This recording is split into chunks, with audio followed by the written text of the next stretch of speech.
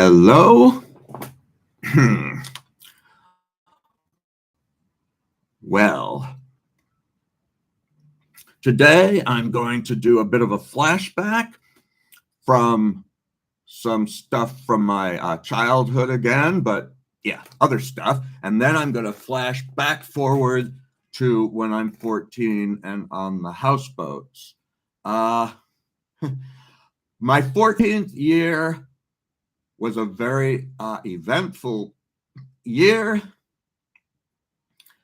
It started out on a Greyhound bus going from Tennessee to Arizona, and it ended up in a villa in a small town in southern Belize. And in between was California and a lot of stuff. And it was also when I cut my teeth on political activism in a couple of different places. So let's talk a couple little things before I get to the main feature. I'm told that before I remember it, one of my parents told me, probably my father, took me to visit a guy with a little girl, and I pulled all the dolls' heads off while shouting, "Guillotine!" I don't remember that. And then another time I was a smaller child, I was visiting with my father somebody, and I wound up, they had a fireplace, the fire was out, and I wound up playing in the ashes. So I guess I might have been a bit of a handful. So next, when I was a bit older, I don't know exactly, but a child, not a little child, a regular sized child.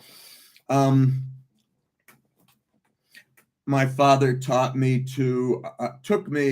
to visit the home of the fantasy writer Peter Beagle, and I am using his real name because he's famous, and I'm not, if he did anything bad or scandalous or illegal, I sure don't know about it. So I'll just talk about whatever he did that I observed during this time, and then maybe much later.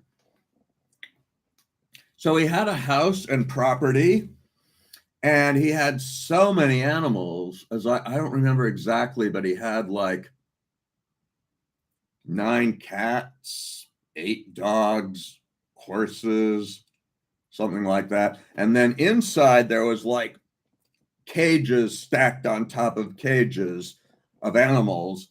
One of them was nocturnal. It was some strange animal that I don't think normally exists in North America. And so he had to take it out at night, and it would walk around.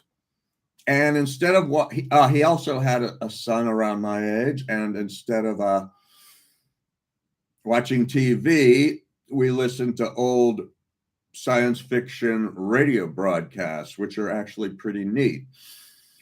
So then I remember we climbed a tree. I climbed a tree anyway, and these cats started climbing the tree. And they came and wanted to sit on me. These cats were so starved for human affection, which has convinced me that cats have evolved to seek out humans, because there were plenty of other cats they could have cuddled with, but they wanted to cuddle with a person.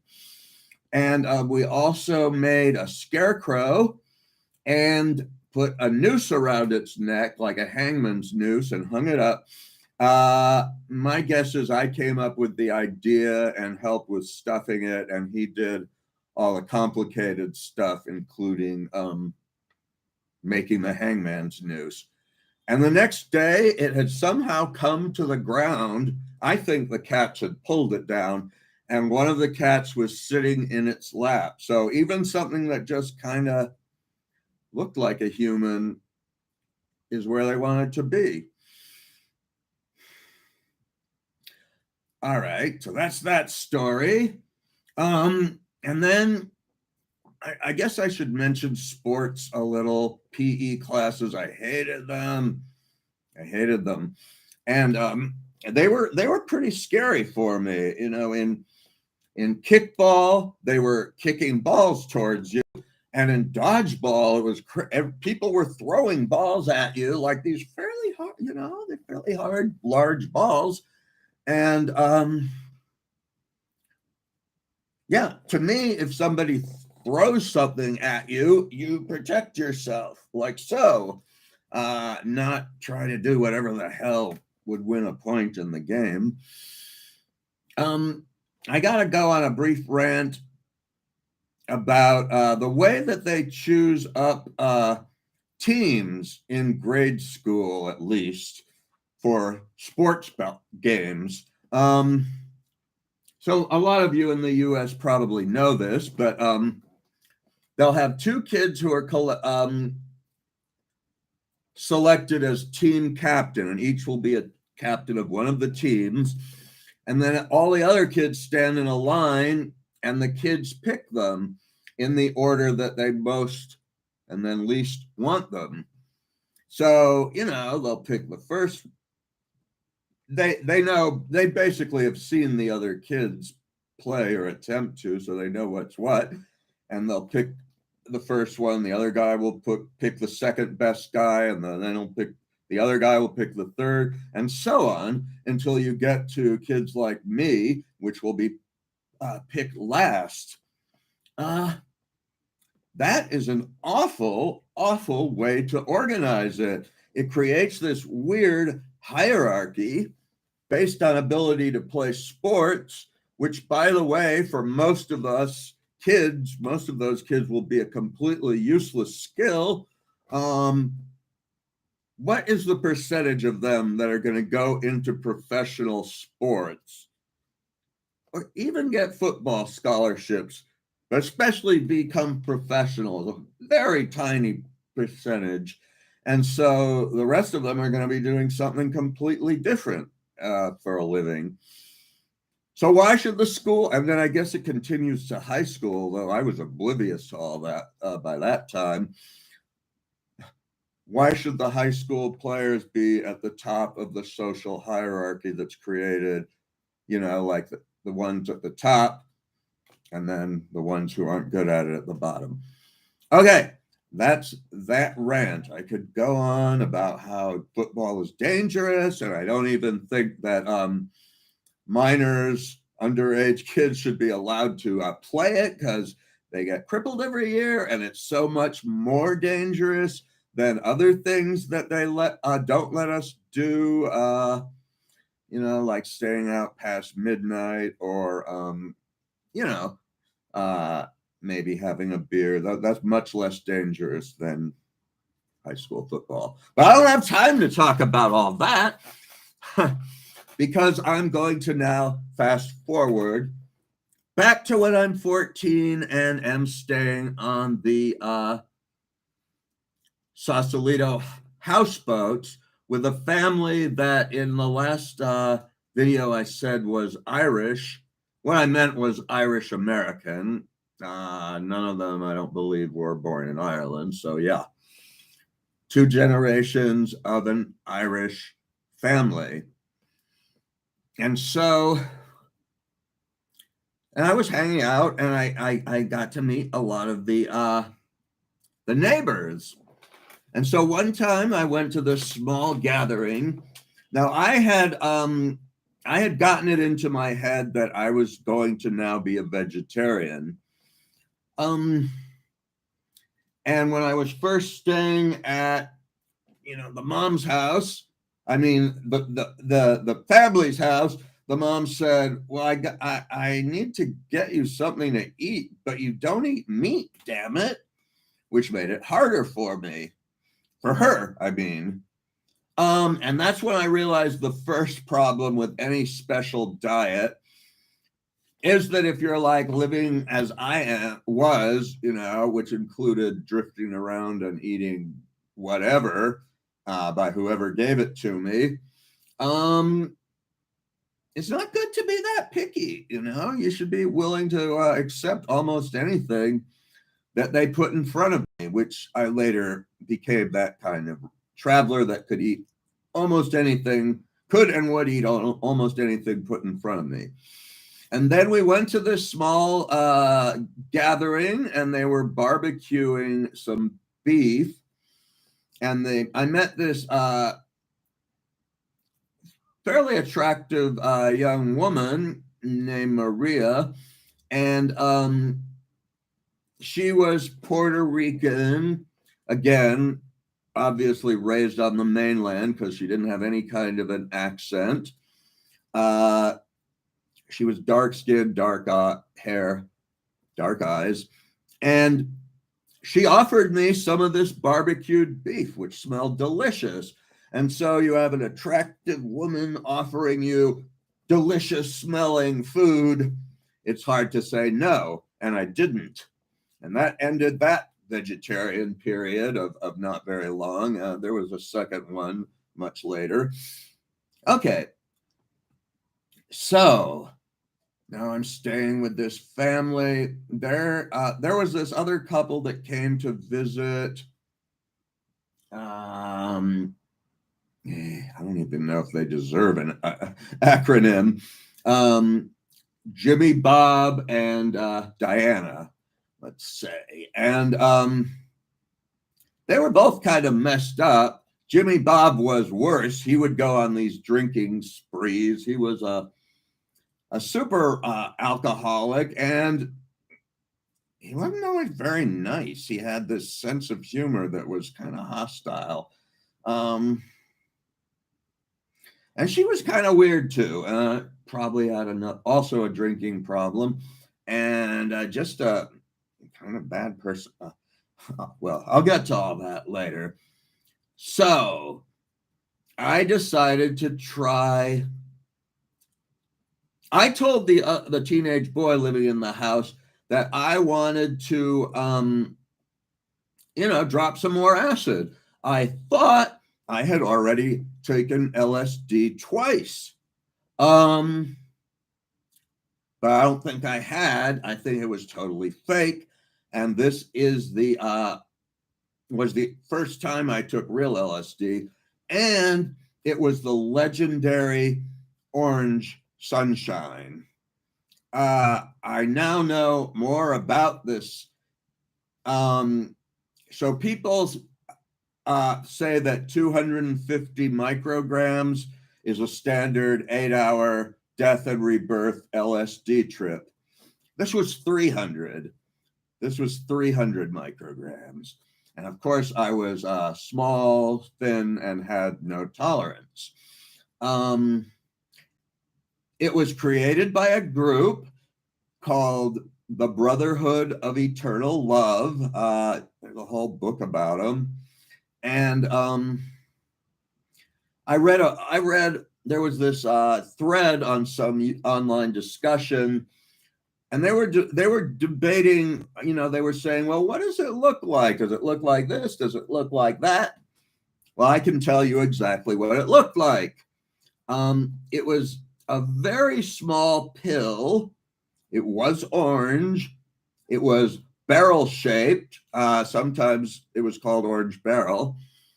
And it was so tiny. It didn't look very, I had taken, my thinking was, well, I've taken much bigger pills than this. I was naively thinking that the size of a pill, even if it's a completely different drug, will tell you, correlates to how strong it was.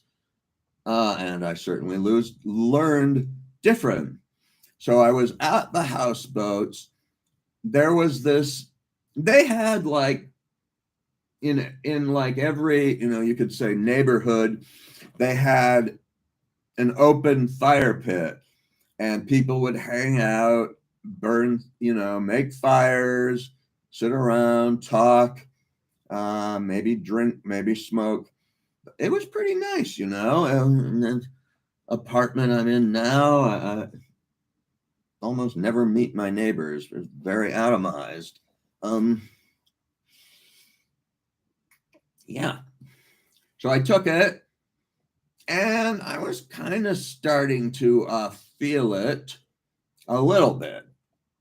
And there were some people, I was sitting near the fire pit, and there were some people by the fire pit who were smoking a joint. So I went over. One of them said, "Is that a cop over there?" And the other guy said, "I don't care. I can eat this faster than they can bust me, and this is all I have." So I smoked it with them. And that's when the trip really started to go full blast. And I had heard that somebody had described injecting cocaine and watching a whole building crumble. That's incorrect. That wasn't cocaine. That's not an effect of cocaine. Maybe they injected a psychedelic of some sort, would be more likely. So all this stuff, and it was getting bigger and smaller. And yeah, I did look at a ferry boat, and it crumbled.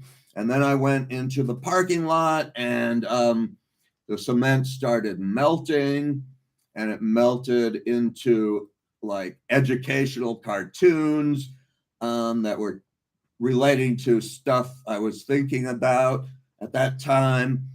And I thought I was having big revelations, but I really wasn't. What I was thinking of wasn't particularly deep at all. Of course, that happens with psychedelics a lot. And I don't need to go into too many of the effects. Psychedelic effects have been well documented by now. So I've been doing this for hours.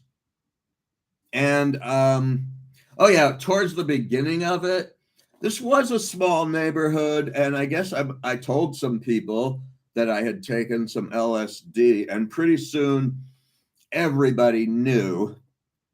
So I was sitting on a swing. There was a swing set, and some of the local teenagers started coming by and like shaking the swing. They knew I was on acid, and they didn't disapprove because honestly, in that neighborhood, it would have been hard to find anybody from the age of about 11 up who had not tried LSD at least once. So they weren't, judgy about that, but they also knew that they could influence my world easily. So they were doing this, but I wasn't scared, and I knew they were just doing it to mess with me.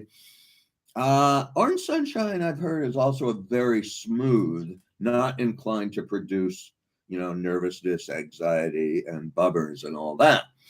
So, but the mother of the home I was staying at, the family I was staying with, came by and saw it and was like, "Leave him alone." She knew I was on acid too, and they did.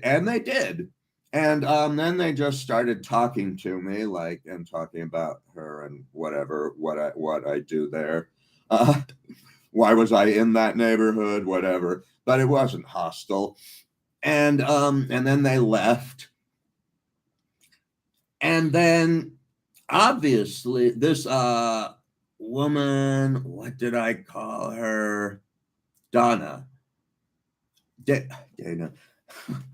Anyway, she was the husband of the, God darn, she was the wife of the drunk guy. She came over and she said, "How's your head?" Which meant she also knew I was on acid. And I had been for hours at that point. And then she kind of, she lifted her skirt and urinated right in front of me. And at the time, I thought that must have been another hallucination because nobody in real life would actually do that. So I must be hallucinating. But it was the most realistic hallucination of all of them I had had so far.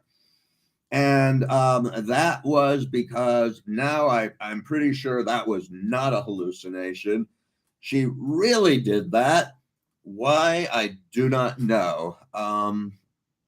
Even if she was drunk or something, it was a very strange thing to do. Okay. So that was that.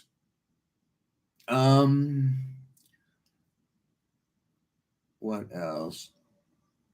I have a little trouble with synchronicity. There were like 3 separate times that I either hung around or lived on these houseboats. At first, I was staying with that family. Later, my father moved in. He wound up living in 3 different places on the houseboats. And one of them was house sitting for the writer Shel Silverstein. And that was a pretty nice boat. That was fun. It was big. It wasn't a little dinky houseboat. Oh, yeah. So then after I'm done tripping for 8 hours, there were another 4 hours where I wasn't really hallucinating, but I was still, I was still buzzed. And the guy who had given it to me, he came by and it was like 12 hours later, and he could tell that I was still high. I was sitting on the dock staring at something, and he said,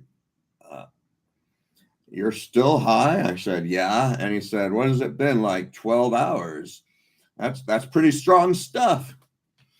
So then later I went to the houseboat, that his family's houseboat. It wasn't quite as small as I'd made it. As I'd said, described in my last video, it had like a kitchen area, a living area, a little bathroom area, and a loft. And I forgot to mention another room. Still, it was a lot for 4 people. I guess 4 people when I was there to stay in. And that the bathroom, it was, how did it work? It was like a contraption where you peed and pooped into this like barrel, and then you pulled a lever and it basically flushed into the bay. I don't think they had running water, although they did have electricity. So I was sitting there, and yeah, I was still high, and the smell was pretty noticeable, but I actually didn't mind it. And then I climbed into my loft, and then the mother of the family was there. She came in, and she was the only one there except me, and she started to talk to her son who was not there. So she would get into some pretty altered states, and she said, okay, I'm just going to call myself Ted. That'll be my an acronym from now on. So she said, Ted, she said, Sean, do you think Ted is okay? And I realized that she was talking to this person that wasn't there about me. And so I answered, I said, yeah, he'll be fine. And she said, you think so? He went off and took some acid. And my father later pointed out when I told her about this, that whatever inebriated, condition she was in, she was still thinking about me and my safety. So yeah, that's pretty cool, but also kind of strange. So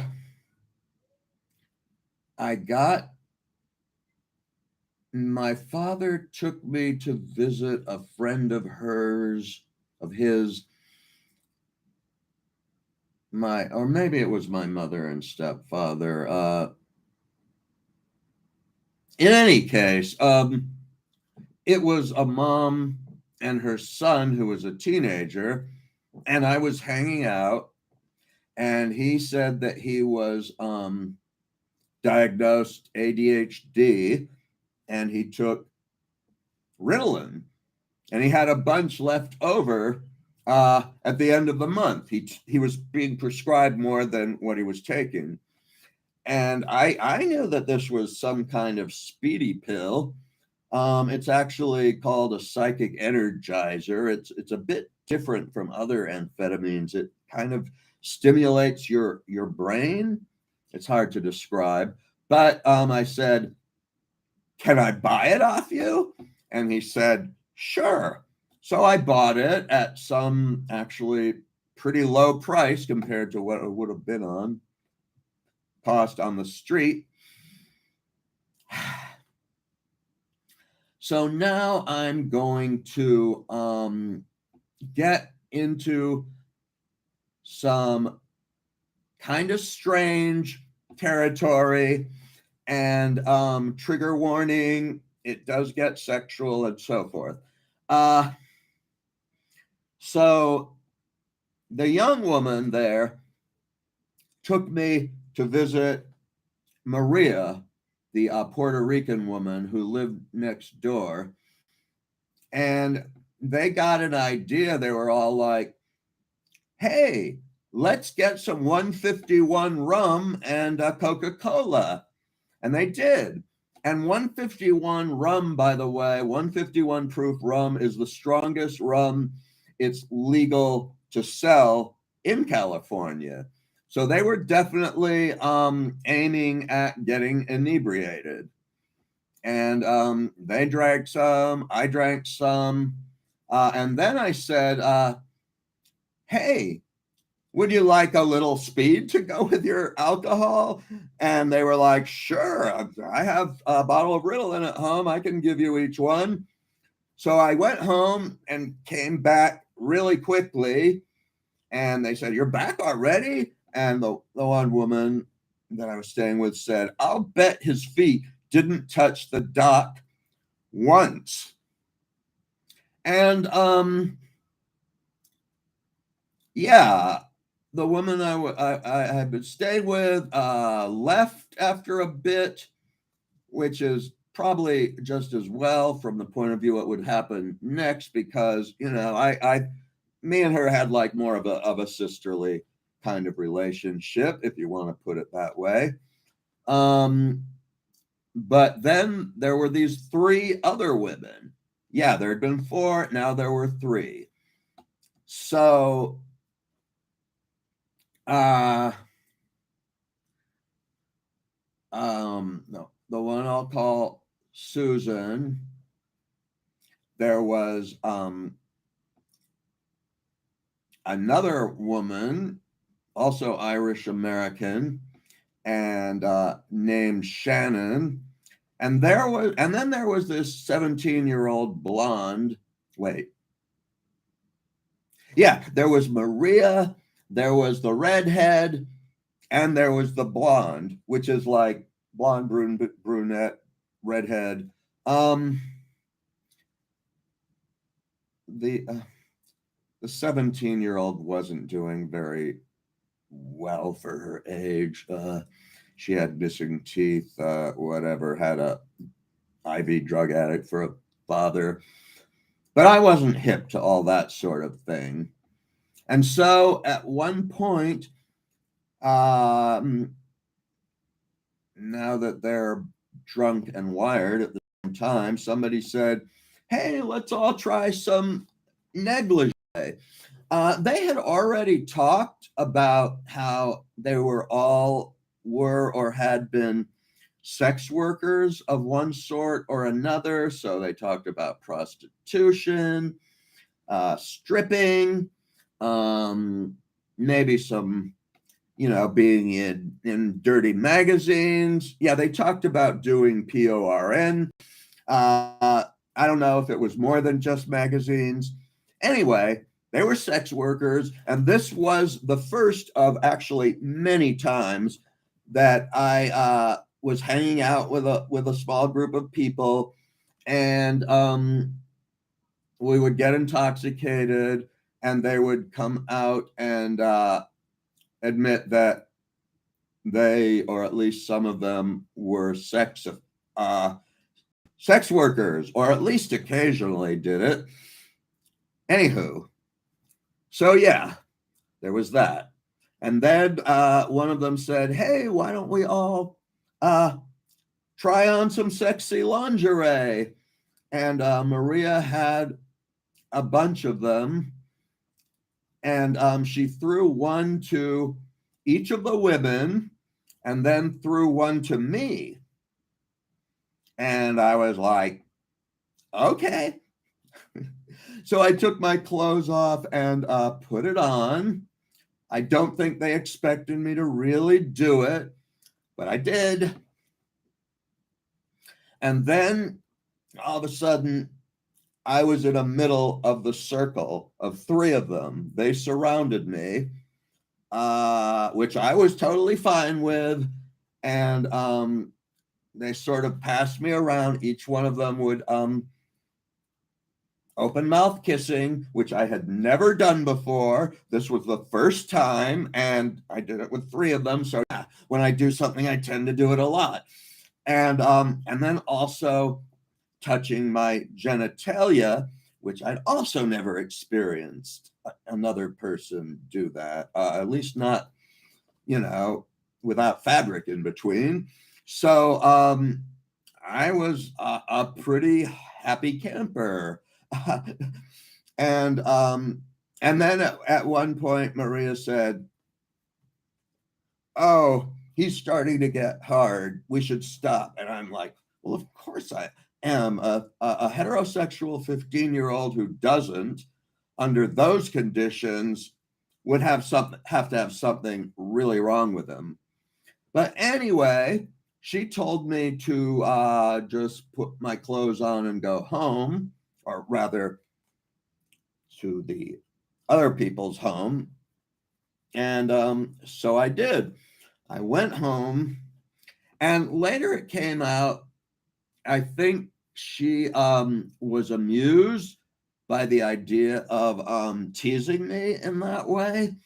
And one of her later boyfriends said, I think it was cruel of her to do that.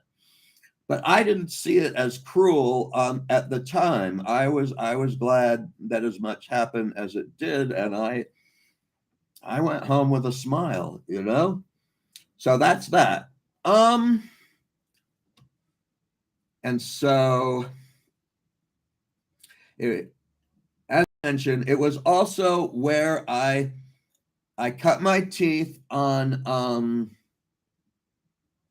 activism. And this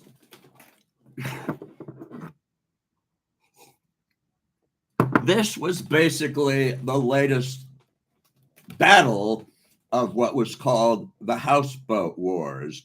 It had happened before, but I hadn't been there, which was that they were attempting to gentrify the neighborhood.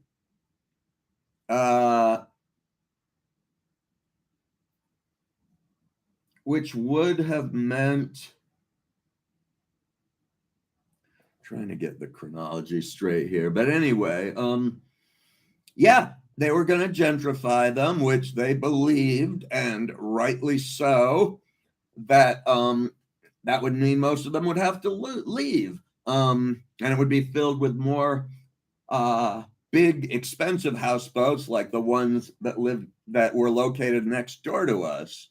All they were good for is I once crashed a party there in one of them and got some free food until they probably asked me to leave. Maybe some wine. Anywho, yeah, wine. That was what tipped them off that I wasn't invited to the wedding. It was a wedding And they were like, "Are you with the bride or the groom?" And I said, "The bride." And then I said, "Could I have a cup of wine?" In Hawaii, they say cup instead of glass. And so, meaning glass, meaning either glass or cup. Yeah. And so at that point, they realized I was not with their party. And I think I managed to get one cup of it, one glass of it, and then left. Okay. But the bottom line is they didn't want that kind of community taking over. I'll just give a spoiler about what eventually happened, which is a lot of them did leave. They were bought out. And some of them stayed and formed a collective, which, I think we at least had a semi-victory. Activism is difficult and a lot of times you lose.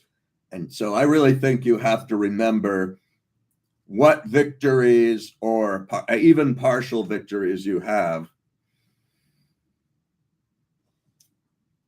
So I was staying, they had these meetings, the first of many, many political meetings I would attend, manifesting some of the same problems, the same kind of problems, maybe a little worse, maybe, but that I would later see in many, many of the political meetings that I went to that involved, kind of, I guess they used to call it the freak left, which is left-wing activists who also more or less act like hippies, but not mellow hippies. Yeah, like the yippies was, but this wasn't that. They formed an organization called the Waterfront Protection Association, WPA, which I think harkened back to a 1930s program to get for when the government provided various jobs for the people, including jobs for artists. And they had a flag, which was a sun with hearts on it. No, a sun with stripes coming out of it, with rays coming out of it.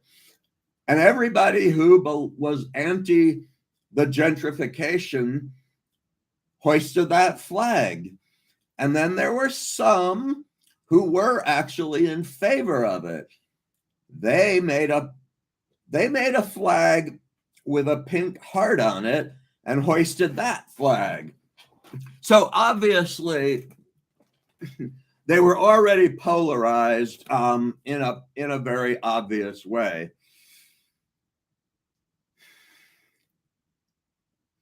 The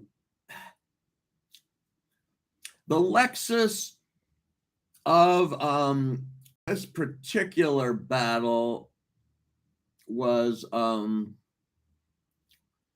it was called there was a field and a small creek behind it. I'm not sure if it was dry, but there was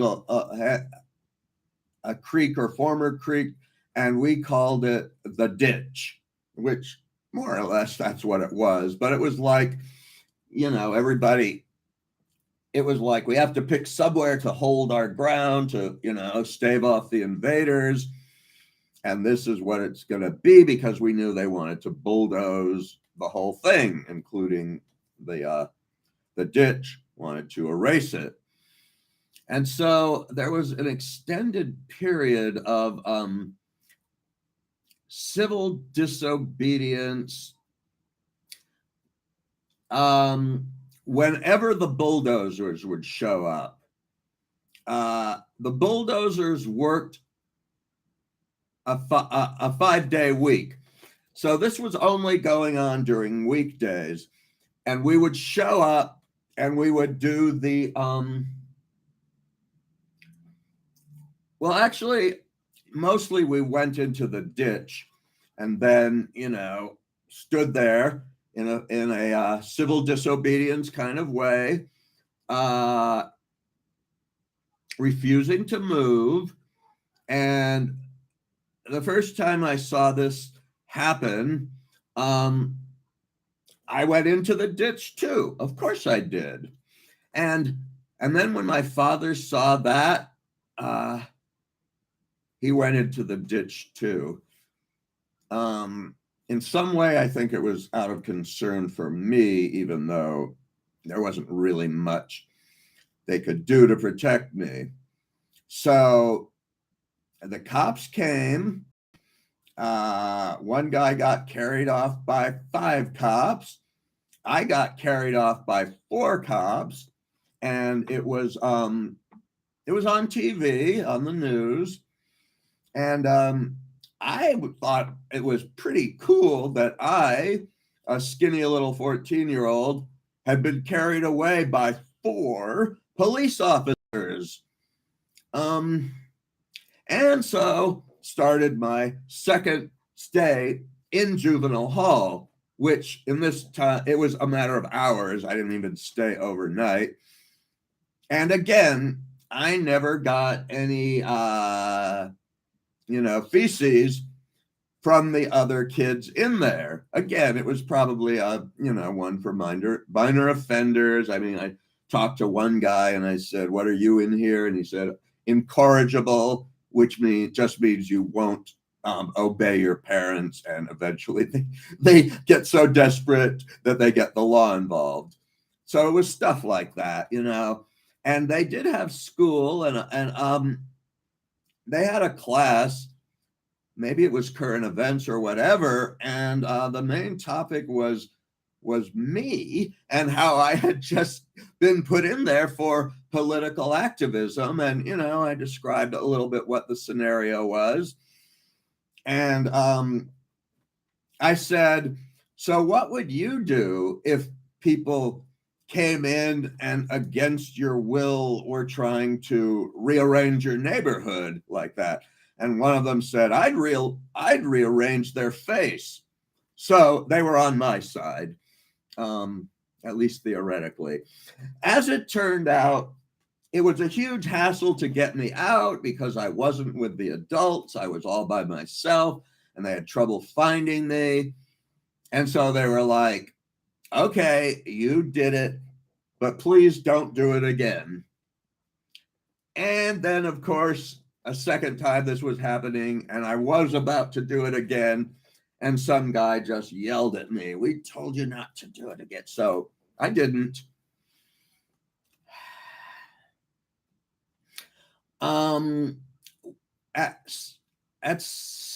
The meetings. One meeting, there was they had hired a lawyer to give us legal advice. And he was a drunk, and probably was drunk, and he raised his hand and started rambling about something tangential. And one of the women said, "We're paying these lawyers and we're sitting here listening to him," which, fair point. At another meeting, an elderly man who lived in the neighborhood, the same one who had read the Bhagavad Gita during the Marinship school, had read it from beginning to end, and I was the only one who stayed. He was telling a story about what had just happened that day, and most of us had been there. And he started recounting it, and one of the guys was basically along the lines of, "Be quiet. We already heard that. We were there. We don't need to hear about it. We were all there." And then some other guy grabbed him and pushed him out of the room. And then a woman said, "He's not that hard to deal with. You don't have to deal with him like that." And then later the guy was like, "Why was he taking up our time describing something we had all been at the story that he was telling?" And she said, "Well, that's one of his things he does. He's a storyteller." So this is what I mean when I started encountering the sorts of actions, meetings, and the issues that would come up when the freak left held their political meetings, or sometimes just the left in general. The kind of left I hung out with, communist meetings were very different and much less interesting and less useful, but I didn't get there for a long time. So then this group showed up. This group was arranged so that other housing activists in the area who were fighting their own battles came and had a talk. They had a panel. And so, one of us was there, but most of us had already heard about us. But there was someone from the Goodman Building, which was some like artist cooperative, which they were threatened with being evicted, and they were. And then there were some people from the International Hotel in San Francisco. And the thing is, they held their protest every Saturday and Sunday weekends, because a lot of those people, worked a 9 to 5 or went to school on a 9 to 5 or what have you. And the houseboat protests were every day, Monday through Friday, which meant I could attend both every day if I wanted to, which I did.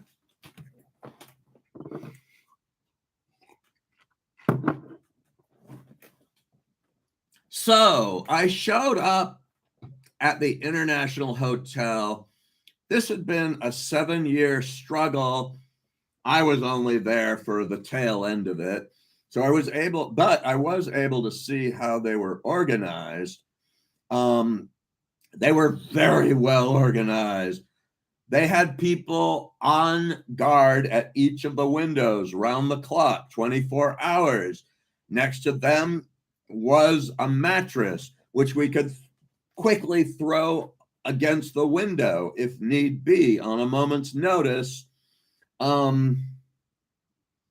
a barricade to try to stop the police from coming in and evicting people. So what actually were these people and what was the real issue? This hotel was full of elderly Filipino bachelors. So a lot of Filipinos had come to the U.S. sometime earlier, mostly as farm workers, and they came alone because they weren't allowed to bring a woman with them. And they also were not permitted to date white women. Now, some of them got lucky and got a Chinese wife, a Japanese wife, a Mexican wife. That was all permitted. But a lot of them didn't and just rounded up bachelors in their old age. But at least they had this community of other bachelor Filipinos to hang out with. And then they also had the company of all these activists as soon as they started trying to evict them. And I think the evictor was, they said, a Thai gangster who owned the Four Seas restaurant chain, and they were pretty high-end restaurants. And so I remember one of their meetings, and one of the women there said, I just feel like we need leaders who are really knowledgeable about Marxism or something. I already knew that I wasn't a Marxist.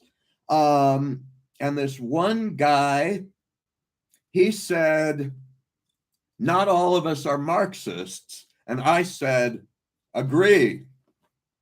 I was already piping up, and they were treating me equally to one of the everyone else in the group. And so then the woman who was facilitating said, well, why don't we go around and each of you tell us why you're here and what you're getting out of this, or what your purpose is, or whatever. I said, well, I just think it's interesting. I mean, obviously, I believe in the cause, but I just think these meetings are interesting, and I'm getting something out of it just by sitting in on it,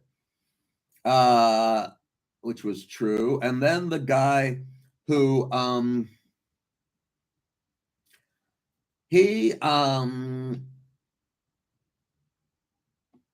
shall I put this?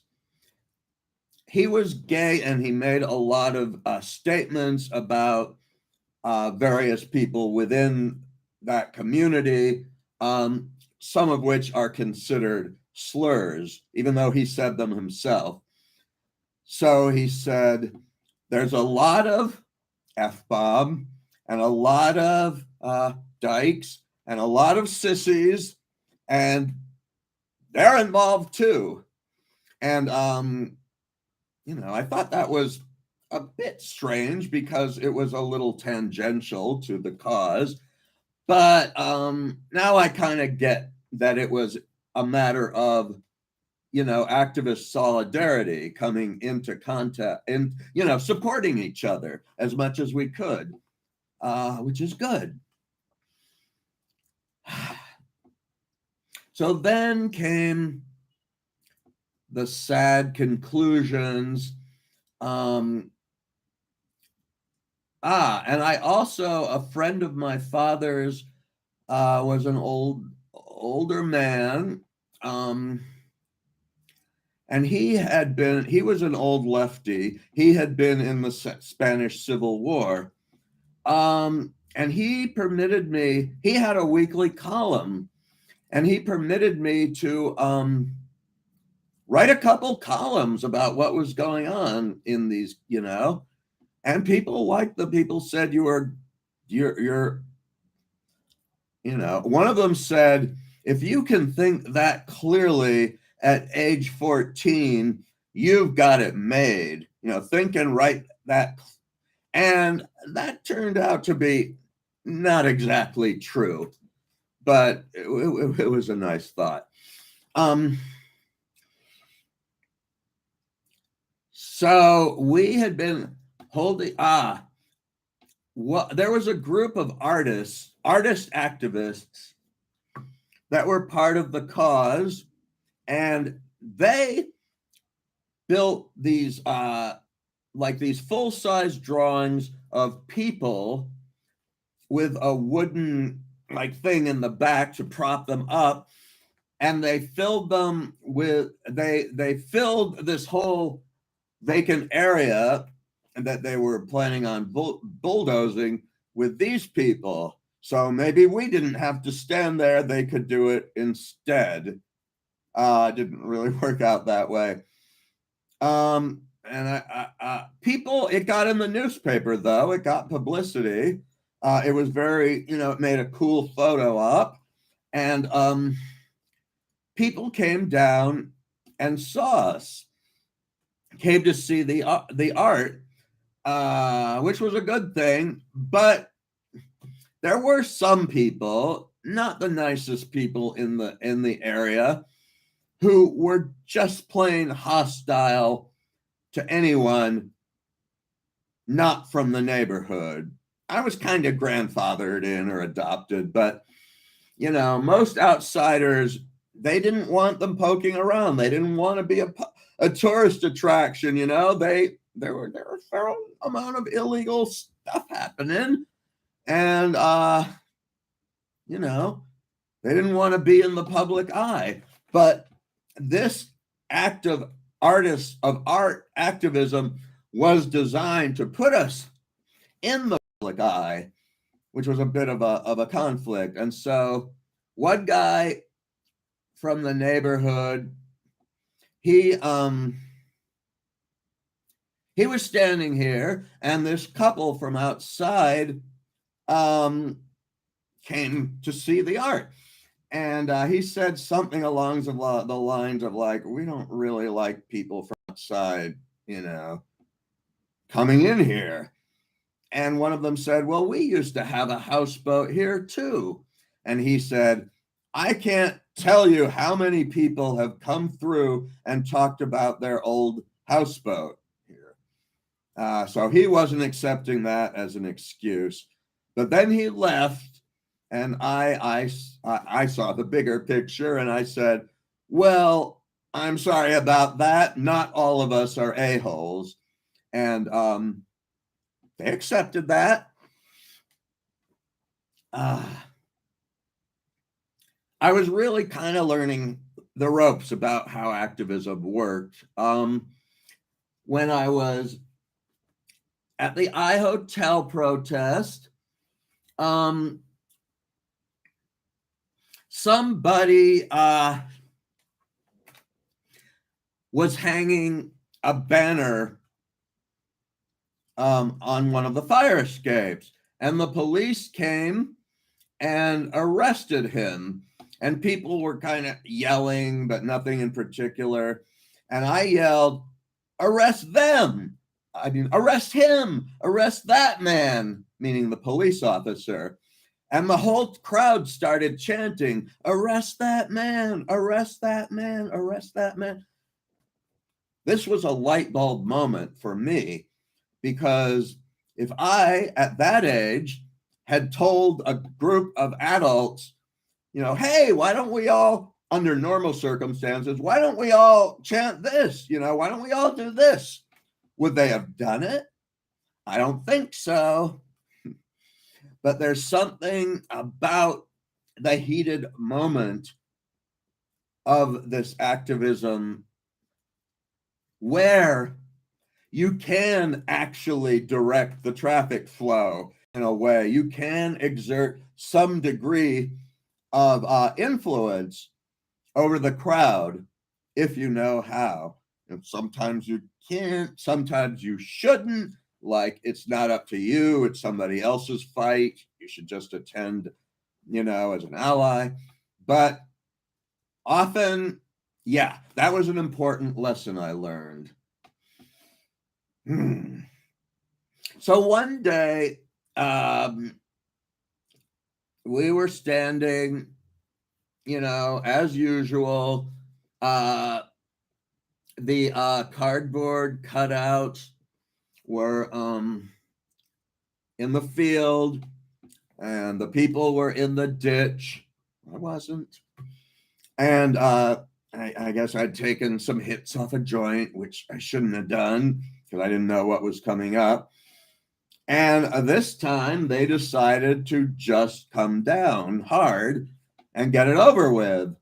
And so they bulldozed right over all the paper people. And then the cops took away all the people in the ditch. And then a bulldozer simply bulldozed the ditch away, bulldozed dirt into it until it was no longer there. And for me, this was heavy. Actually, I think I cried a little bit. Yeah, it was a moment of defeat. But the war continued for many years, and in some ways is still going on.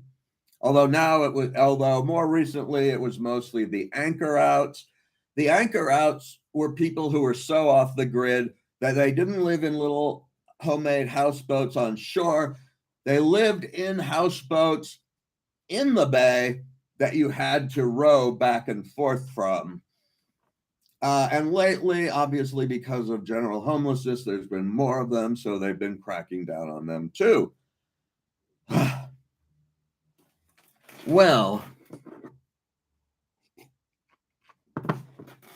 the International Hotel. Yeah, I saw one booth that said Revolutionary Communist Party. There were a lot of different groups there, including them. And, I saw a movie that was made at the time, a documentary, and they listed off the list of groups involved. One of them was the People's Temple, which is the group that Jim Jones took off to Guyana to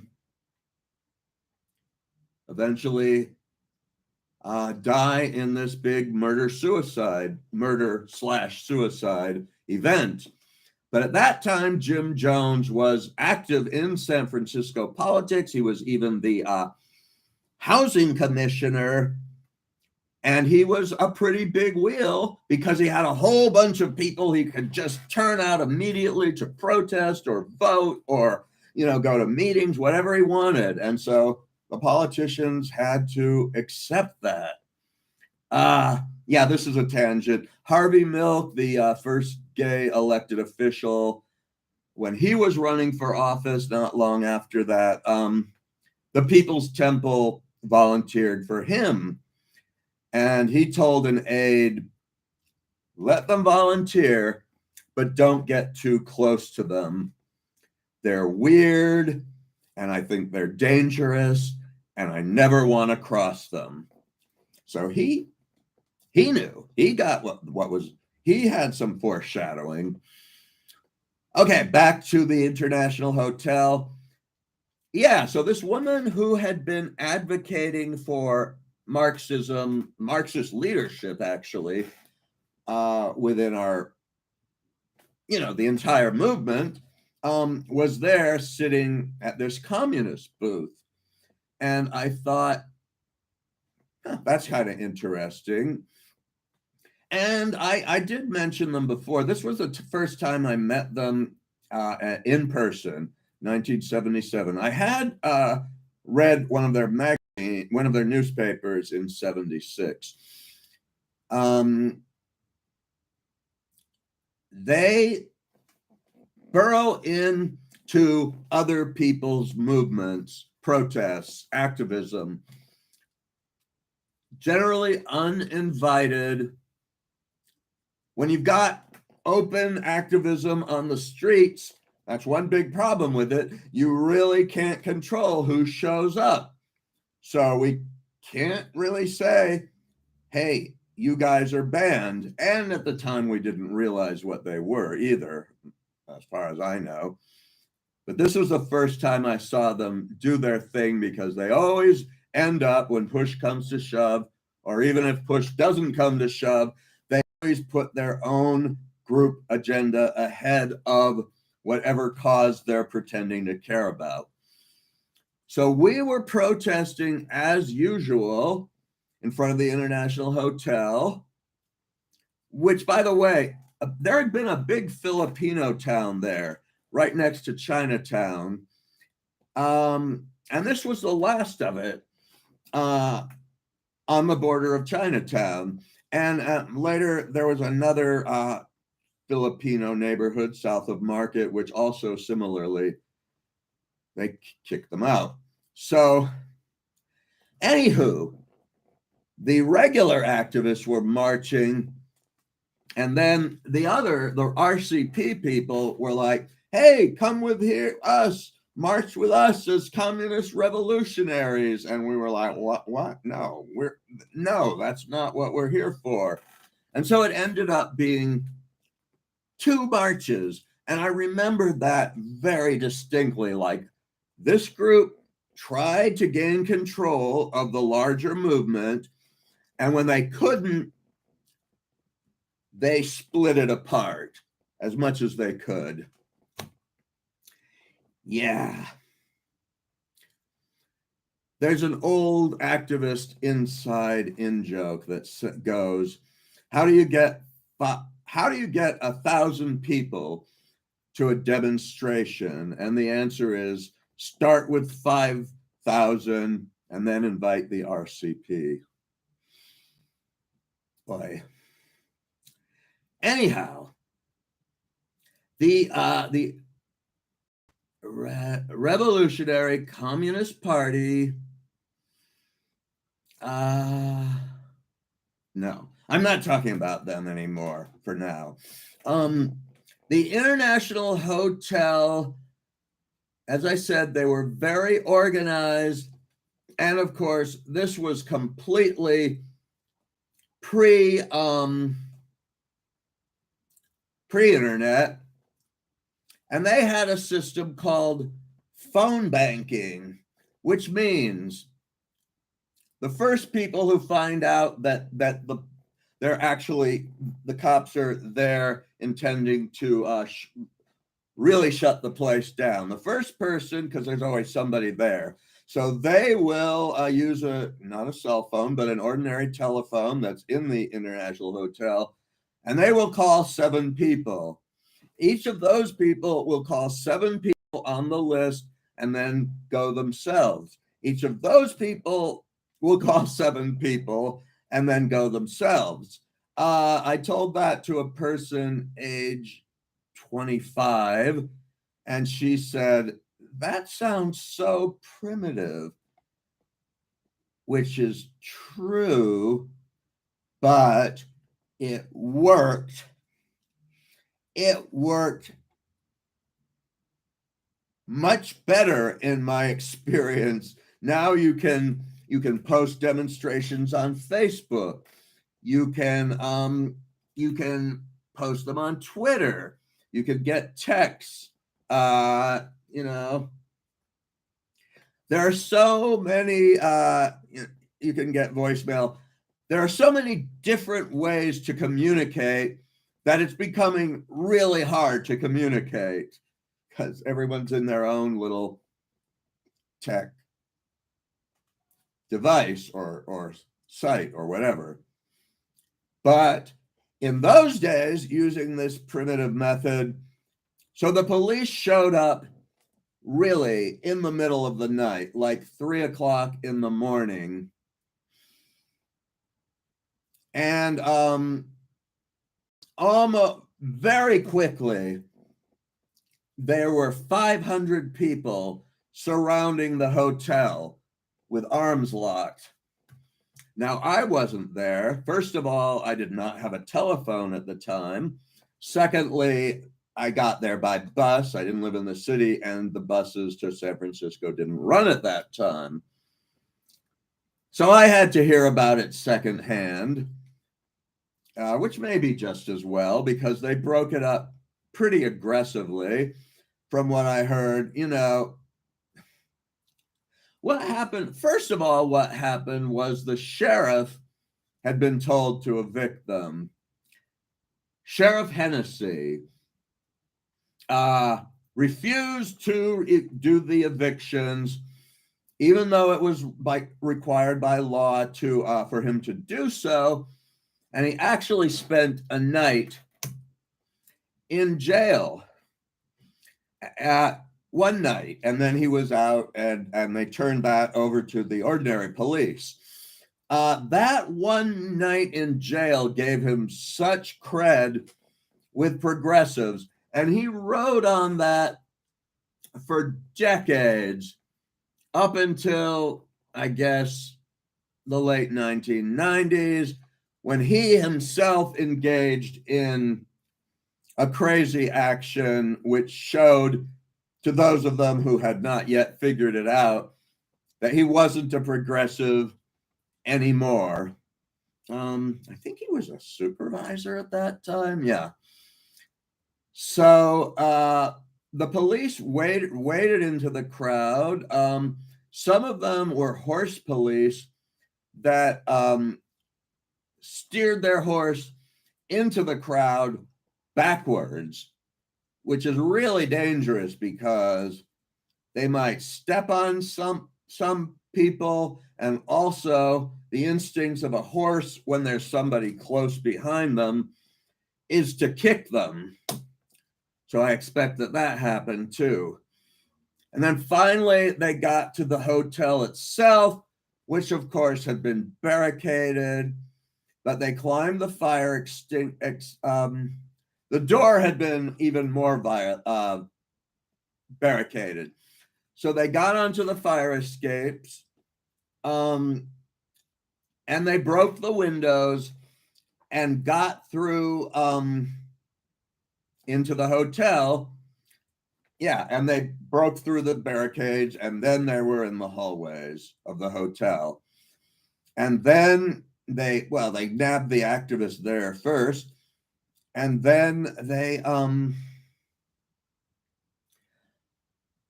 carried the tenants out through the windows too. Yeah, these elderly Filipinos, they carried them out. And I guess they did get first dibs on some low-income senior housing.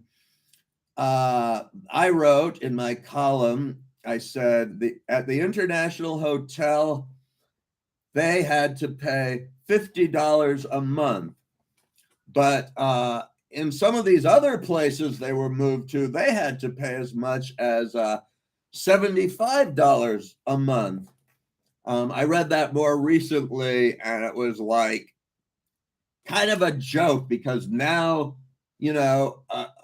a studio in a slummy neighborhood costs like $3,500 a month in San Francisco. That's how insane the rents have gotten. But nevertheless, 50% was, $75 was an increase in the rent, but more equally, or more importantly, it separated them out from most of their community. And the bizarre thing is, so then they tore it down, leaving nothing but a hole in the ground. In 1989, at the tail end of an anarchist convention, a week-long anarchist, we were doing a closing protest, but we were pretty clear. It became pretty clear that one group was planning to go to Berkeley and do a smashy, as we call it, like break the windows and break whatever randomly, has become known as smashy tactics. And we formed a nonviolent group, which instead, did a march. We fed some people in the park, where there had been a tent city that had recently been also torn down. So they were sitting there in a kind of bad mood, irritable mood. Some of them wouldn't take our food because they blamed, outsiders who had been giving them free food before for their eviction. But some of them were like, yeah, I'll take it. So we did that. And then we decided to go to the site of the International Hotel and plant some stuff. But since we were not planning on coming back and watering and taking care of those plants, we knew it would have to be something that could survive on its own. So we took stuff like fennel, which is similar to licorice, but it grows wild everywhere, and it's pretty good. I eat the leaves a lot, and the roots are even better. So the point is, it had kind of become a sacred site, and nobody wanted to touch it, a politically charged site. And so I think the original guy who owned it didn't want to build a Four Cs. It might have gotten probably would have gotten protesters, vandalists, and so forth.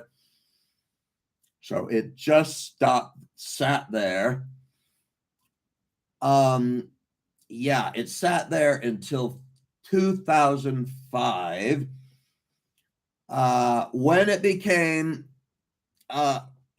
they built housing for low-income elderly Filipinos.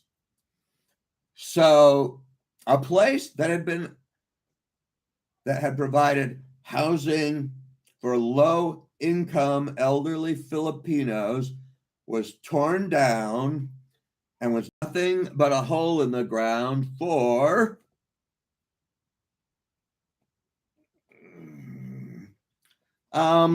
I don't know, maybe 28 years.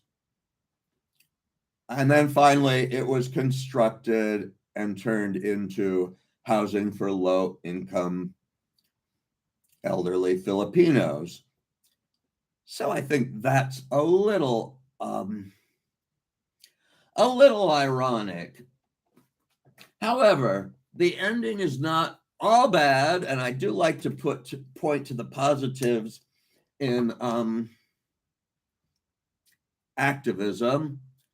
So the International Hotel sparked a wave of housing activism and housing reform. For example, rent control, which well, if you live, they've basically grandfathered some places in. They were like, if you lived in a place that had existed prior to 78, because they didn't want to deter, new construction. If you live in a place like that, for as long as you live there, they can only raise the rent by X, maybe 4% a year, and no more. However, there was no vacancy, so if that person moved out, they could jack it up as high as they wanted, as high as they thought they could get.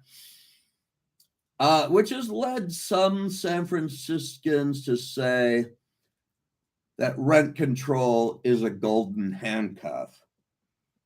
And I know a lot of people don't like it, but honestly, the people who are not wealthy and who have managed to stay in the city despite hyperinflation, which includes a lot of artists and other folk, that's the only way they were able to stay in San Francisco instead of the entire city being population erased and replaced with a new population, which to a large extent did happen over time, but not to 100%. Okay, and in the houseboat community, as I mentioned, the good news is that some of them eventually managed to form a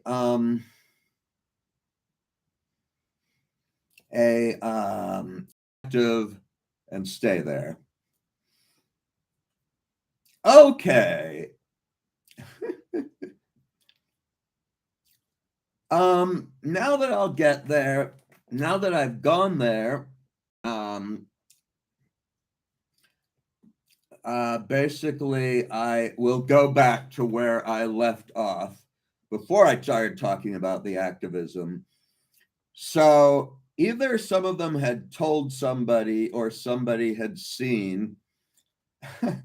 So the next day I was sitting around and one guy said, "We know what you were doing last night." And I said, "What?" And he said, "You were dancing around in a see-through negligee." And I said, "Yes, I was. But at the time I was doing it, I was also making out and fooling around with 3 women at once." I had clearly established some cred there, and he couldn't say anymore. And another teenager said, "I'd have done the same damn thing."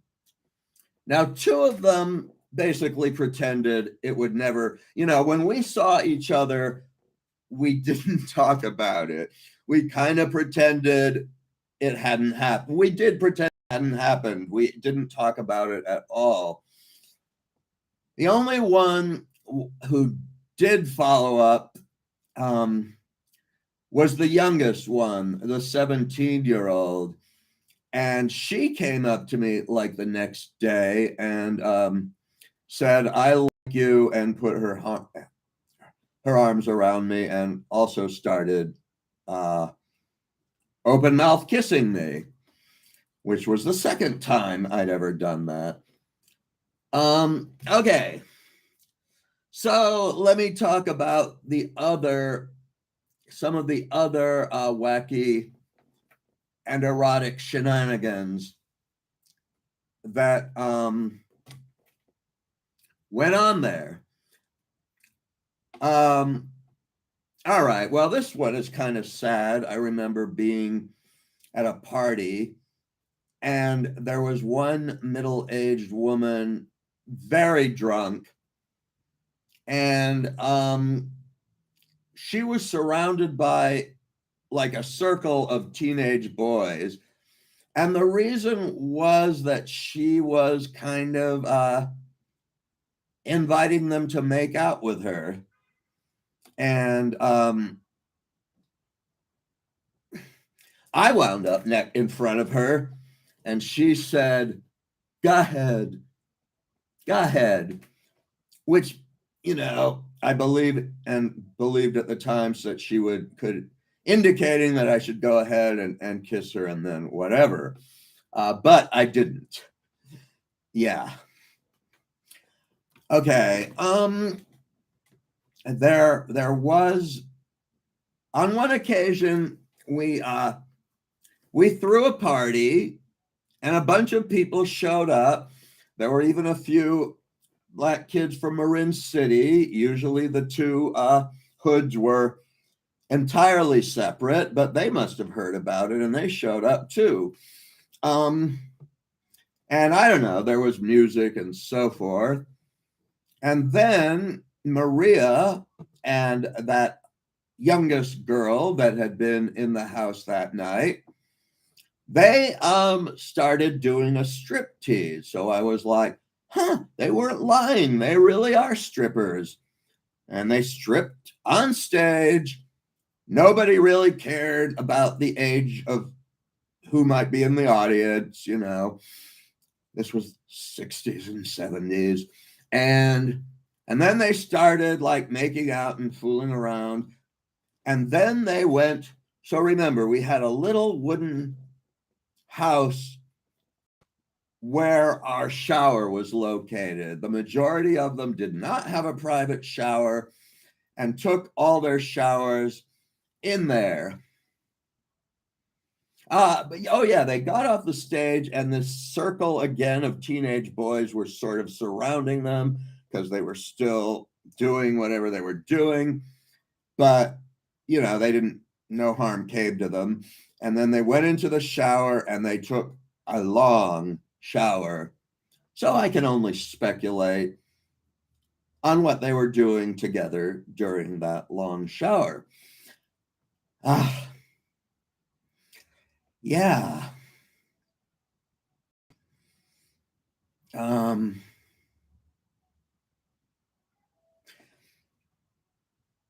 Gosh, should I tell that next one? All right. There was a completely, I was at another party. There was a different grown woman. And, okay, she, I guess we made out a little bit. And then she motioned me to suck her breast, which was the first time I'd ever done that.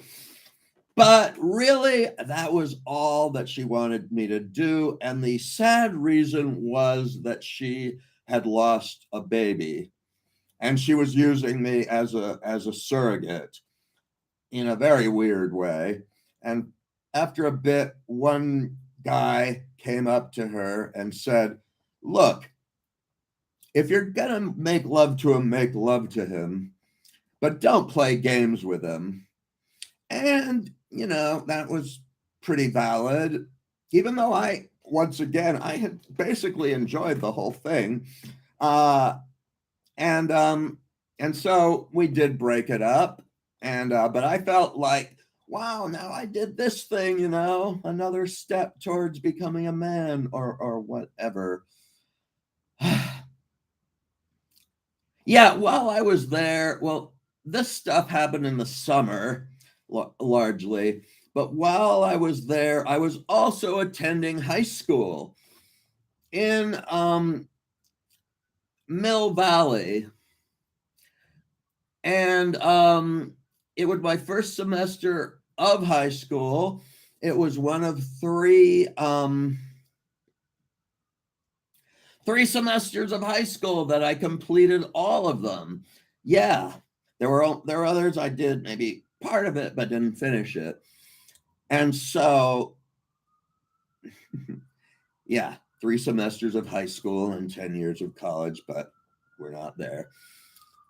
I hung out with the stoners, of course. Everybody was in a little clique. There were the stoners. There were the greasers who wanted to pretend that it was like still 1957 or maybe the early 60s, but they were wearing black leather jackets and slick back hair and, jeans, the whole bit, because the whole nostalgia craze where they keep happening, remarketing whatever was in style 20 years ago. And of course, it's always the most superficial things, the fashion styles and the music that they listen to and things like that. That was happening because American Graffiti, the movie, had just come out, and Happy Days, the TV show, was happening. So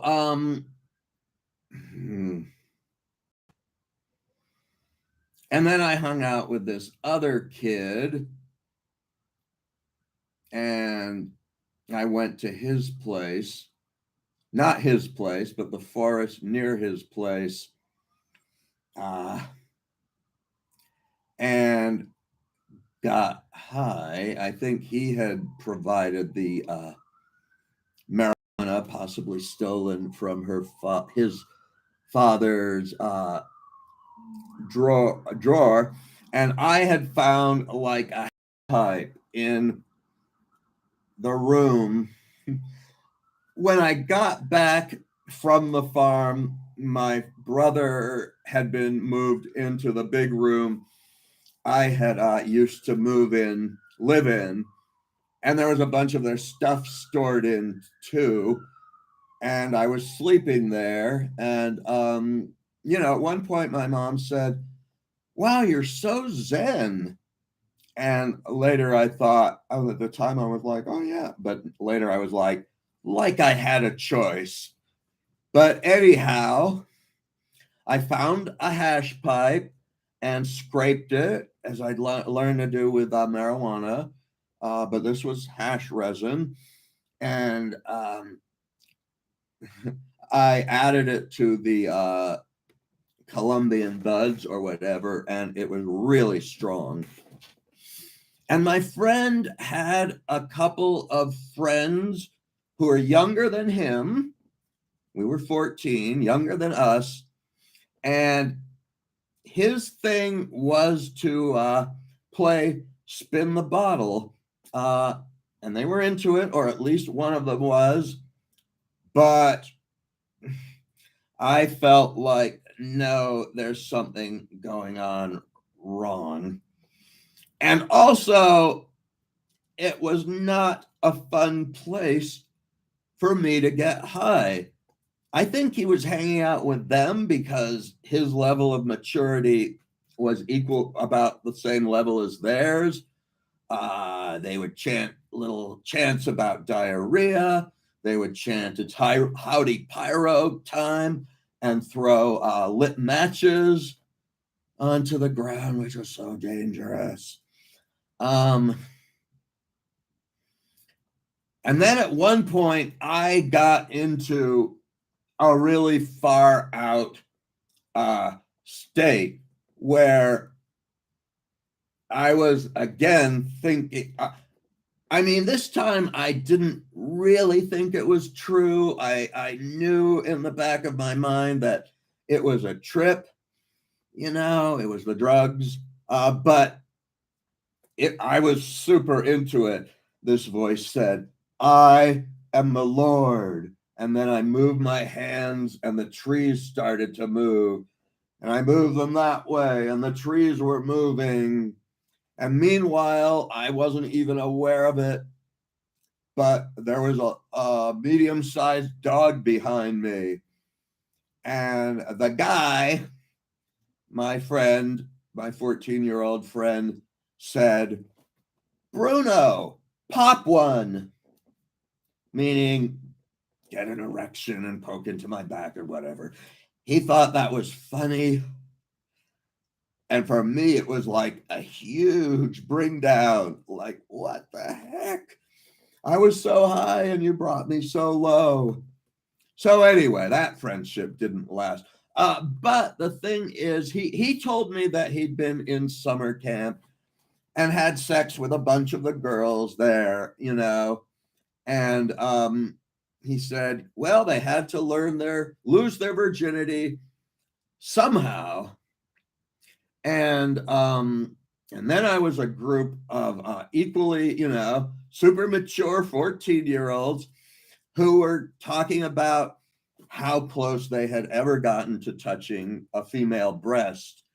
And one of them said, well, with my girlfriend, on a scale of 8 to 10, on a scale of 1 to 10, I'm at about an 8. And I said, wait, what are we measuring here? And he said, touching boobs, you know, glorious mountain of boobs. But my friend, he said something I knew wasn't true about a girlfriend he had been fooling around with. And later I said, who was that? Who was that girl you made up? And he said, just that, a girl I made up. And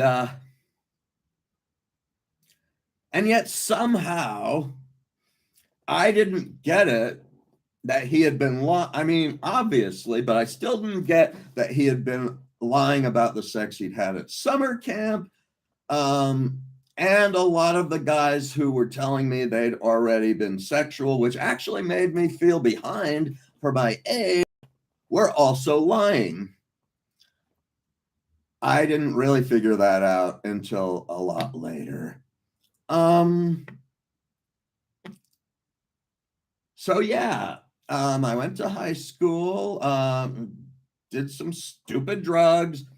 One of my friends told me that he had cocaine, and I sniffed a bunch of it. It turned out to be flour. Practical joke, haha. I met him later, and we talked about that. Also on the houseboats, I got a little bit of real cocaine, of course. And anyway, I don't think I have to go into all the detail. That's about enough. I think a lot of the other stuff that happened there happened later, because one thing that I know happened shortly after the ditch had been filled, and I wrote my second, and at that time last column for the newspaper. And then my father said, and here's something where if you listen to the definitely earlier videos, it will pay off.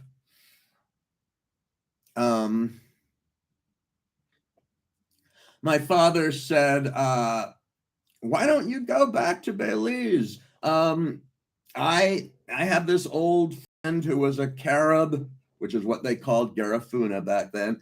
He was prominent Garifuna at the politician at that time, and his daughter is still living there, and she told me you could stay there.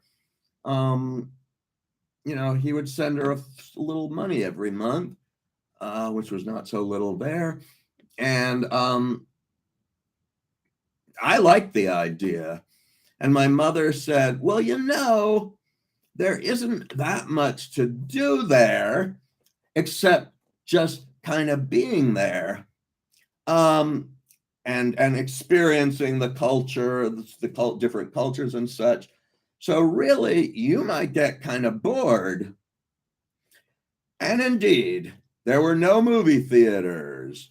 There was no television. There were no rock shows, whatever. There weren't even that many books. And yet, somehow, I managed to go a good while without getting bored there.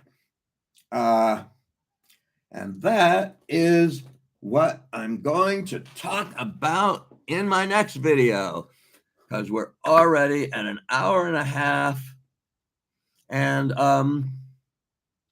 I do not think that very many people are going to watch it past that. Okay, bye.